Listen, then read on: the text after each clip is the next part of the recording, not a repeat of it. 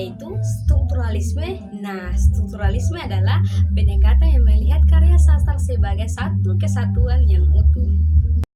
Dalam strukturalisme, karya sastra dianalisis berdasarkan unsur-unsur di dalamnya, bukan dari penulis atau pembacanya. Tokoh pentingnya antara lain seperti Ferdinand de Saussure, Roman Jakobson, dan Claudia Levi-Strauss.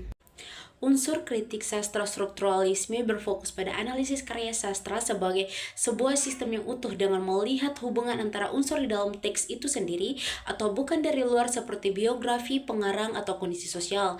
Dan berikut ini adalah unsur-unsur utama dalam kritik sastra strukturalisme. Yang pertama adalah tema, gagasan utama atau ide pokok yang mendasari cerita. Tema menjadi pusat makna yang mengikat seluruh unsur. Yang kedua, alur atau plot, rangkaian peristiwa dalam cerita yang disusun secara logis dan kronologis atau awal, tengah, akhir, termaksud konflik, klimaks, dan penyelesaian. Yang ketiga, tokoh dan penokohan. Tokoh pelaku dalam cerita. Penokohan cara pengarang menggambarkan watak tokoh atau melalui dialog, tindakan, deskripsi, dan lain-lain. Yang keempat, latar atau setting meliputi tempat atau waktu. Suasana, latar memberi konteks pada peristiwa dalam cerita. Yang kelima adalah sudut pandang, cara pengarang menyampaikan. Yang keenam, gaya bahasa atau diksi dan majas, pilihan kata yang penggunaannya bahasa yang memberi efek estetis dan makna tertentu. Yang ketujuh adalah amanat, pesan atau nilai yang ingin disampaikan pengarang kepada pembaca.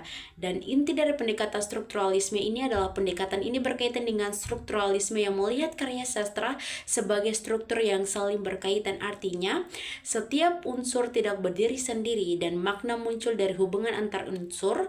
Dan yang ketiga adalah analisis fokus pada teks, bukan faktor eksternal. Nah, contohnya di sini yaitu dalam cerita tentang anak miskin yang sukses. Temanya yaitu perjuangan, alurnya dari sulit ke berhasil, tokohnya yaitu pekerja keras, dan semua unsur tersebut saling mendukung.